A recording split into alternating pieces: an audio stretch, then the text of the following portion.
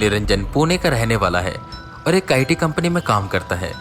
लगातार छुट्टियां पड़ी थी तो वो उन्हें एंजॉय करने के लिए और घूमने के लिए जयपुर आया हुआ था।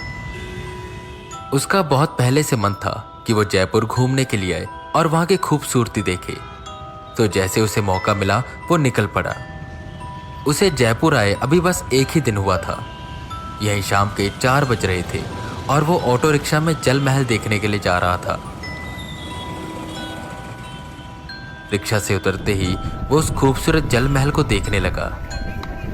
वहीं पास में कुछ ऊंट खड़े थे, उनके साथ तस्वीरें ले वो यहाँ वहां घूमने लगा। पानी में डूबा एक खूबसूरत महल, जिसके पीछे छोटे छोटे पहाड़ जो कि इस दृश्य को और सुंदर बना रहे थे। जल महल जो है वो और उस जल महल की कहानी वहां खड़े गाइड बता रहे थे। भ्रामक चीजें भी लोगों में खैर यहाँ वहां घूमते हुए उसे 6 बज गए। वहीं पास में एक शख्स भुट्टा बेच रहा था, तो निरंजन ने उससे एक भुट्टा लिया और आराम से चलते चलते भुट्टा खाते हुए जयपुर की गलियों को पैदल ही नापने लगा। वहां की खूबसूरती देखने लगा और वो वजह कि क्यों जयपुर को पिंक सिटी कहा जाता है। यहीं घूमते घूमते वो थोड़ा दूर आ गया और गलियों में कुछ यूं गुम गया कि उसे बाहर जाने का रास्ता नहीं मिल रहा था। खैर किसी तरह यहां वहां से पूछकर वो मेन रोड पर आया। अभी अंधेरा पूरे रूप से हुआ नहीं था और वो अभी और ज्यादा घूमना चाहता था, तो वो यूं ही टहलता रहा। धीरे धीरे कर सड़क से लोग और गाड़ियां कम हो गई। अब रात काफी हो चली थी। कुछ दूर यूं ही घूमने के बाद उसने वक्त देखा तो रात के 11:30 हो रहे थे और उसे पता ही नहीं चल रहा था कि वो किस जगह है। दूर दूर तक कोई दिखाई नहीं दे रहा था। अब वो अपने होटल कैसे जाए उसे समझ नहीं आ रहा था, और जयपुर उसके लिए एक अनजान शहर था। ऐसे में कुछ हो न जाए उसे इसका भी डर था। वो कुछ और कदम आगे बढ़ा तो उसे एक शख्स दिखाई दिया। राजस्थानी लिबास में सर पे पगड़ी पहने और उम्र उसकी यहीं करीबन 40 से 45 साल की थी। निरंजन उसके पास गया और बोला, भाई साहब मुझे मेरे होटल जाना है और कोई साधन नहीं मिल रहा। आप बता सकते हैं कि यहाँ रिक्शा और टैक्सी कहाँ से मिल सकता है? बीड़ी का एक कश लेके उसने धुआं ऊपर की ओर छोड़ा और बोला, हाँ मैं तुम्हारे साथ चलता हूँ, यहीं पास में तुम्हें ऑटो मिल जाएगा। निरंजन को एक बात अजीब लगी। वो शख्स उससे नजरें चुरा रहा था, इसकी वजह वो नहीं जानता था। खैर उसने ज्यादा ना सोचते हुए उन्हें धन्यवाद कहा और उनके साथ साथ जाने लगा। वो शख्स निरंजन को लेकर आगे बढ़ता जा रहा था और वो उससे ज्यादा बातें नहीं कर रहा था। वही निरंजन उससे बार बार कुछ न कुछ पूछ रहा था और उससे बात करने की कोशिश कर रहा था, पर वो शख्स बस मौन ही था। चलते चलते यूं ही कुछ वक्त गुजरा और वो मेन सड़क से दूर एक सुनसान रास्ते पर आ गए। निरंजन को डर लगने लगा और वो सोचने लगा कि कहीं ये कोई चोर डाकू तो नहीं। निरंजन अपने कदम पीछे की ओर करने लगा कि वो शख्स एकदम से बोला, डरने की जरूरत नहीं है, बस मेरे साथ साथ चलते रहो। उस शख्स ने पलटकर देखा भी नहीं था और फिर भी उसे पता चल गया कि निरंजन पीछे की ओर जा रहा है। ये बात निरंजन को भी चौंकाती है और ना चाहते हुए वो उसके पीछे पीछे जाता है। कुछ दूर जाने के बाद वो शख्स रुका।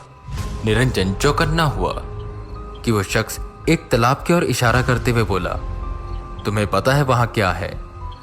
निरंजन ने उस तालाब की ओर देखा जो सड़क से लगकर बस थोड़ा दूर थी। नहीं मुझे नहीं पता, निरंजन बोला। तभी वो शख्स उस तालाब के पास गया और बोला, यहां आओ और देखो। निरंजन वहां आया और जो उसने देखा उससे उसकी आंखें फटी की फटी रह गई। उस पानी के अंदर ढेर सारे गहने और सोना पड़ा था। ये यहाँ कैसे? निरंजन हैरान होकर बोला कि तभी वो शख्स हंसते हुए कहता है, चाहिए तुम्हें? निरंजन एक पल तो चौंका। इतना सारा सोना, अगर ये मिल गया तो मेरी सारी जिंदगी मस्त हो जाएगी। नौकरी छोड़कर बस ऐश करूंगा और जो सर पर कर्जा है उसे भी उतार दूंगा। निरंजन मन ही मन सोच खुश हो रहा था, पर उसके मन में एक शंका सी आई और उसने पूछा, पर ये सोना है किसका और यहाँ क्या कर रहा है? उससे तुम्हें क्या लेना, अगर चाहिए हो तो बोलो, उस शख्स ने कहा। निरंजन बिना देर किए हुए बोला, अरे कोई बेवकूफ़ होगा जो ना बोलेगा। जिस पर वो शख्स अजीब तरह से मुस्कुराया और बोला, तो ऐसा करो, तुम अंदर जाओ और ये सोना मुझे पकड़ाओ, बाद में आधा आधा कर लेंगे। जिस पर बिना कुछ सोचे समझे निरंजन ने अपनी पैंट ऊपर करी और पानी में घुस गया। जब निरंजन ने तालाब के बाहर से देखा था तो उसे वो सोना बिल्कुल आगे ही दिखाई दे रहा था, पर पानी के अंदर जाते ही वो सोना थोड़ी दूर नजर आने लगा। खैर, वो आगे बढ़ने लगा, पर जैसे जैसे वो आगे बढ़ता सोना और दूर होता जाता। पानी अब तक उसकी छाती तक आ गया था। भाई साहब, ये सोना तो आगे जा रहा है, मुझे कुछ समझ नहीं आ रहा, मैं वापस आ रहा हूँ। नहीं नहीं, आगे बढ़ते रहो, वहीं होगा, थोड़ा सा मुस्कुराते हुए उस शख्स ने कहा। निरंजन को कुछ अजीब लगा, उसने पलट कर देखा तो वो शख्स एकटक उसकी ओर देखते हुए मुस्कुरा रहा था। हालांकि अंधेरा काफी था, पर बगल में लगी स्ट्रीट लाइट से उसका चेहरा देख पा रहा था। उसके चेहरे पर एक अजीब सी मुस्कान थी और अब जाकर निरंजन ने उसकी आंखों में आंखें डाली थी। उस शख्स की पलकें बार बार ऊपर नीचे हो रही थी और उसकी पुतलियां स्थिर नहीं थी, वो बस इधर उधर हिलती जा रही थी, मानो ऐसा जैसे वो उसकी आंखों में आंखें डालकर देखना ही ना चाहता हो। ये जो भी था बहुत डरावना था। नीरज को कुछ गड़बड़ लगने लगी। उसने अपने आंखों पे लगी लालच की पट्टी को उतारा और बाहर की ओर जाने लगा। पर जैसे जैसे वो बाहर जाने लगा उसका पैर पानी में धंसने लगा, मानो ऐसे जैसे उसका पैर पकड़कर कोई खींच रहा हो। वो आगे नहीं बढ़ पा रहा था। किसी न किसी तरह जोर लगाते हुए वो बस अपने कदम उठाता, पर फिर ऐसा लगता कि जैसे कोई खींच रहा हो। वो जितना ज्यादा जोर लगाता उतना ही पानी के अंदर जाता। उसे कुछ भी समझ नहीं आ रहा था और वो बहुत घबरा रहा था। और वहीं वो खड़ा शख्स जोर जोर से हंस रहा था, मानो ऐसे जैसे उसकी मौत का वो तमाशा देख रहा हो। जब पानी निरंजन के गले तक आ गया तो उसने मदद की गुहार लगाई और चिल्लाना शुरू किया, बचाओ मुझे, बचाओ, मैं पानी के अंदर डूब रहा हूं, कोई आया, बचाओ मुझे। थोड़ी देर बाद कुछ लोगों की आवाजें आई। वो शख्स वहां से भाग गया।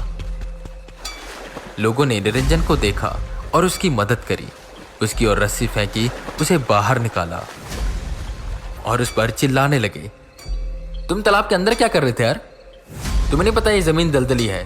वो तो शुक्र करो हम वक्त पर आ गए, वरना अब तक तो तुम मारे जाते। निरंजन डर से इतना सहमा हुआ था कि वो कुछ बोल ही नहीं पा रहा था। उन लोगों ने उसे पानी पिलाया और उससे पूछा कि तुम कौन हो और आखिर यहाँ कर क्या रहे थे। तो जो जो निरंजन के साथ हुआ था वो उन्हें सब बताने लगा। उस शख्स का मिलना, तालाब में सोना दिखना और उस शख्स का हुलिया। निरंजन की सारी बात सुनकर वो सब लोग आपस में बातें करने लगे और उनमें से एक शख्स आगे आया और निरंजन से बोला, चलो भगवान का शुक्र है कि तुम बच गए, और अब जो मैं तुम्हें बताने वाला हूं ना, उससे डरना मत। वो जो शख्स तुम्हें मिला था ना, वो कोई इंसान नहीं था, बल्कि वो एक छलावा था। क्या छलावा? निरंजन हैरान हुआ। यूं तो उसने छलावा की काफी कहानियां सुनी हुई थी, पर उसे लगता था कि बस ये कहानियां हैं। पर जब आज उसने अपनी आंखों से देखा तो उसे यकीन हुआ कि छलावा सच में होते हैं। खैर, उसने भगवान का और उन लोगों का शुक्रिया अदा किया। उन लोगों में से एक आदमी उसे होटल पर छोड़कर आया और इसके बाद कभी भी निरंजन अगर कहीं घूमने गया तो कभी भी यूं रात को अकेले नहीं निकला, और खासकर अनजान रास्तों पर, क्योंकि कब किसी अनजान रास्ते पर फिर कहीं उसे कोई शख्स दिखाई दे जो उसे उसके साथ चलने को कहे।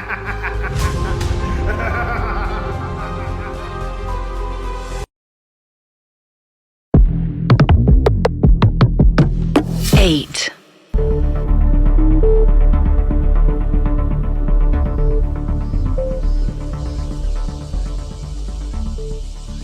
तेज धूप पहले से गर्म पड़ी जमीन को और ज्यादा तपाने में लगी हुई थी। जून का महीना ऐसा ही होता है जहां गर्मी अपने चरम पर होती है और दोपहर के वक्त जानवर तो दूर कीड़े तक छांव की ओर ढूंढते हैं। यूं ही जून का महीना था और नीरज अपने बड़े भाई सूरज के साथ कुर्सी पर बैठा हुआ था। भैया कितनी गर्मी है और एक तो लाइट नहीं रहती तो और बुरा हाल हो जाता है। वो दोनों अपनी गर्मी की छुट्टियों में अपनी नानी के गांव से सिंधोरा आए हुए थे जो कि उत्तर प्रदेश के अयोध्या जिले में है। नीरज जो कि सूरज से बस 5 साल छोटा है, वो बार बार घर में कह रहा था कि गर्मियों में उसे गांव नहीं बल्कि किसी हिल स्टेशन जाना है। पर सूरज कहता है कि नहीं, हम गांव चलते हैं क्योंकि गर्मी की छुट्टियों का असली मजा नानी के घर में ही आता है। वहां कजन्स के साथ खेलना, रात को भूतों की कहानियां सुनना जो कि नानी सुनाती हैं और फिर उनसे डर कर सो जाना। सूरज को यही अच्छा लगता था और उसे पता था कि नीरज को भी ये अच्छा लगेगा, पर उसका हाल उल्टा था। उसे ये सब बोरिंग लग रहा था। गर्मी बहुत ज्यादा थी, ऊपर से लाइट नहीं थी। वो बस छांव तले बैठे एक किताब से खुद को हवा कर रहे थे। उसी वक्त उनके मामा का बड़ा लड़का अनुज वहां आता है। नीरज उससे भी शिकायत करता है और कहता है, यहाँ पर तो कोई स्विमिंग पूल भी नहीं है जहां पर जाकर हम कम से कम एंजॉय तो कर सकें, फ्रेश तो हो जाएं। तभी सूरज कहता है, नीरज तुझे पता है यहाँ पर भी एक स्विमिंग पूल है। जिसे सुन झट से नीरज खड़ा हुआ। सच में? हाँ अनुज, वो जो तालाब है जहां पर हम बचपन में नहाते थे, चलना वहां चलते हैं, बहुत मजा आएगा, सूरज ने अनुज से कहा। नीरज ये सब सुनकर काफी खुश हो गया, पर अनुज के हाव भाव वहीं बदल गए। वो हिचकिचाते हुए बोला, नहीं भाई वहां नहीं चलते, वो जगह ठीक नहीं है कुछ। क्यों, क्या हुआ? सूरज ने पूछा, जिस पर अनुज उन्हें कुछ बताता नहीं है। पर वो सब जब उसे फोर्स करते हैं तो अनुज कहता है, भाई कहते हैं वहां पर एक जल बुड़वा रहता है। जल बुड़ क्या? नीरज ने पूछा। जल बुड़वा ये वो आत्मा होती है जो पानी में रहती है और जो भी पानी में आता है उसे पकड़कर डुबा देती है। और पिछले कुछ सालों से बहुत लोगों ने वहां जल बुड़वा देखा है और 1-2 बच्चे वहां डूबकर मर भी चुके हैं, तो सबने वहां जाना बंद कर दिया है। और मैंने तो यहाँ तक भी सुना है कि यहीं बगल के गांव में एक औरत रहती थी, उसी को मारकर पानी में फेंक दिया गया। कुछ दहेज का चक्कर था और तब से उसकी आत्मा वहीं भटकती है और जो भी उस पानी में जाता है उसे डुबाकर वो मार देती है। अनुज ने पूरी बात बताई, पर यह सब सुनकर डरने की बजाय नीरज और सूरज जोर जोर से हंसने लगे। उनका यह मानना है कि ऐसा कुछ भी नहीं होता क्योंकि वो शहर में पले बड़े हैं, तो ये भूत प्रेत इन सब पर उनका विश्वास ना के बराबर है। बस उन्हें ये भूतों की बात कहानियों में ही अच्छी लगती है। पर अनुज उन्हें काफी समझाता है, वो समझने को राजी नहीं हो रहे थे और वो कह रहे थे कि तुझे चलना है तो चल, वरना हम तो जा रहे हैं। जिस पर थक हार कर अनुज उनके साथ चलने को तैयार हो गया, पर वो इस शर्त पर मानता है कि हम पानी के बिल्कुल बीचों बीच नहीं जाएंगे, बस किनारे पर रहेंगे। नीरज के चेहरे की सारी उदासी दूर हो गई थी और अब वो बहुत खुश था। कुछ देर बाद वो सब उस तालाब की ओर जाने लगे। पूरा गांव सुनसान पड़ा था, सब अपने घरों में थे क्योंकि बाहर बहुत तेज धूप थी। खैर वो आगे बढ़ते रहे। खेतों के बीच कच्चे रास्ते से होते हुए वो उस तालाब के पास पहुंचे जहां पर बिल्कुल सन्नाटा था। एक कीड़े की आवाज तक नहीं आ रही थी और पानी इस कदर शांत था जैसे कि गहरी नींद में हो। उस तालाब के अगल बगल काफी पेड़ थे जिससे वहां अच्छी छांव थी। वो सब कुछ देर उन्हीं छांव के नीचे बैठे और फिर कपड़े उतारकर वो सीधा पानी की ओर जाने लगे और उसमें कूद पड़े। अनुज काफी डरा हुआ था, वो बस किनारे किनारे पर था। पर नीरज और सूरज बार बार बीच की ओर जा रहे थे। अनुज उन्हें रोकता है पर वो सुनते नहीं। धीरे धीरे कर नीरज बिल्कुल बीचों बीच पहुंच जाता है। उसका मुंह दूसरी तरफ था कि उसके पैरों को किसी ने छुआ। उसने मुंह पानी के अंदर डाल के देखा तो उसे कोई इंसान की छवि जैसा कुछ दिखाई दिया। उसे लगा शायद उसका बड़ा भाई सूरज है जो उसे डरा रहा है। उसने मुंह बाहर निकाला और पीछे की ओर देखा तो सूरज बिल्कुल उसके पीछे खड़ा था। भैया आपको क्या लगता है मैं डर जाऊंगा ऐसे? सूरज ने इतना ध्यान नहीं दिया और वो उस पर पानी उड़ाने लगा। वहीं किनारे खड़ा अनुज उन्हें बार बार बुला रहा था और कह रहा था कि वहां मत जाओ, वहां खतरा है। पर वो दोनों तो अपनी मस्ती में लगे हुए थे। नीरज सूरज पर पानी उड़ा रहा था कि तभी सूरज के पैरों को किसी ने पकड़ा और खींचा। सूरज ने एक झटके से अपना पैर छुड़ाया और नीचे की ओर देखा तो उसे भी वहां इंसानी छवि दिखाई दी। ये नीरज तो हो नहीं सकता, वो तो मेरे सामने खड़ा है और अनुज किनारे पर खड़ा है, तो ये कौन? वो भी ये सब सोच ही रहा था कि उसे अनुज के चिल्लाने की आवाज आई। सूरज, तुम दोनों मेरी बात मान क्यों नहीं रहे हो? चलो यार चलते हैं यहाँ से। सूरज के कान में पानी चला गया था तो वो साफ साफ कुछ सुन नहीं पा रहा था कि तभी नीरज जोर से चिल्लाया और बोला, भैया मेरे पैर को किसी ने खींचा भी। नीरज को डर न लगे इसलिए सूरज उसे कहता है कि कोई नहीं था, मैंने ही तेरा पैर खींचा था, चल बाहर चलते। वो समझ गया था कि अनुज की बात बिल्कुल सही है, यहाँ सच में कोई न कोई तो है। तभी उसे कुछ दूर से एक लहर आते हुए दिखाई दी जिसका बहाव ऐसा था जैसे वहां से कोई तेजी से आ रहा है। सूरज ने नीरज को पकड़ा और तेजी से किनारे की ओर लेकर जाने लगा। इतने में उसने अनुज को भागने के लिए कहा और सूरज का ये इशारा पाकर अनुज कपड़े उठाता है और वहां से भाग जाता है। वहीं सूरज नीरज को लेकर किनारे पर पहुंचता है और जैसे ही वो नीरज की ओर देखता है तो उसके दिल की धड़कन तेज हो जाती है। एक डर साफ साफ नीरज सूरज की आंखों में देख पा रहा था। सूरज की आंखें एक टक नीरज के पीछे की ओर देख रही थी। नीरज ने पलटकर देखने की कोशिश की तो सूरज ने उसे रोका और अपनी ओर खींचा। सीधा उसे उठाकर फिर वो भागने लगा। पर वहीं जब सूरज ने उसे खींचा तो नीरज को अपने गर्दन पर एक गर्म हवा का एहसास हुआ। वो पलटना चाहता था और देखना चाहता था कि उसके पीछे कौन था, पर सूरज उसे बस सीधा लेके भागता रहा। कुछ दूर जाने के बाद वो अपने मामा के आम के बगीचे में पहुंचा तो वहीं अनुज भी खड़ा था। मैंने तुम दोनों को पहले ही कहा था वहां मत जाओ, वहां कुछ है, पर तुम मेरी बात मानते ही नहीं हो। देखा, अभी ले जाता ना जल बुढ़ा तुम दोनों को। सूरज बस वहीं खड़ा हाँफ रहा था। तभी नीरज ने उससे पूछा, भैया आपने मेरे पीछे क्या देखा जो आप इतना डर गए? बिखरी सांसें बटोर सूरज बोला, वो मैं तुम्हें नहीं बता सकता। नीरज जिद करने लगा और उससे पूछने लगा कि मुझे बताओ, वहां पर आपने क्या देखा? ऐसा क्या था जिसे देखकर आप इतना डर गए? और मुझे मेरी गर्दन पर भी एक गर्म हवा महसूस हुई थी और मुझे ऐसा लग रहा था जैसे मेरे पीछे कोई खड़ा है। भैया मुझे जानना है, आप मुझे बताओ। थक कर सूरज उसे बताता है। जब वो नीरज को किनारे पर लेकर पहुंचा और उसने पलट कर देखा तो नीरज के ठीक पीछे एक औरत खड़ी थी। अब वो औरत थी या कुछ और मैं नहीं जानता, पर उसके बाल बहुत लंबे थे और उसकी आंखों से लगातार पानी गिरता जा रहा था। कुछ बाल उसके चेहरे पर चिपके हुए थे और उसके नाखून बहुत ज्यादा लंबे थे। वो नीरज को पकड़ने ही वाली थी कि मैंने नीरज को खींचा और उठाकर भागने लगा।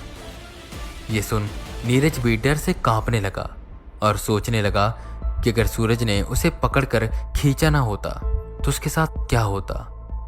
वो जल बुढ़वा शायद उसे पकड़कर ले जाती और उसे डुबाकर मार देती। पर सबने भगवान का शुक्रिया अदा किया, वो किसी न किसी तरह उससे बच गए और उसके बाद से कभी भी वो उस तालाब के पास नहीं भटके। हालांकि शाम को औरतें वहां पानी भरने जाती है, पर बस किनारे से पानी भरकर चली जाती हैं। उस तालाब की ओर कोई पलटकर भी नहीं देखता, क्योंकि वो जल बुढ़वा अभी भी पानी के अंदर से सबको देखता है और इंतजार करता है कि कब कोई पानी में आए जिसे वो डुबा सके। अक्सर लोग ऐसी ताकतों का, ऐसी कहानियों का मजाक बनाते हैं, इसे अफवाह मानते हैं, उनकी मौजूदगी को, उनके अस्तित्व को नकारते हैं। पर ये ताकतें, ये रूहें सच में होती हैं। इनकी मौजूदगी को हम एहसास नहीं कर सकते, वो रूहें हमें खुद अपनी मौजूदगी का एहसास करवाती हैं।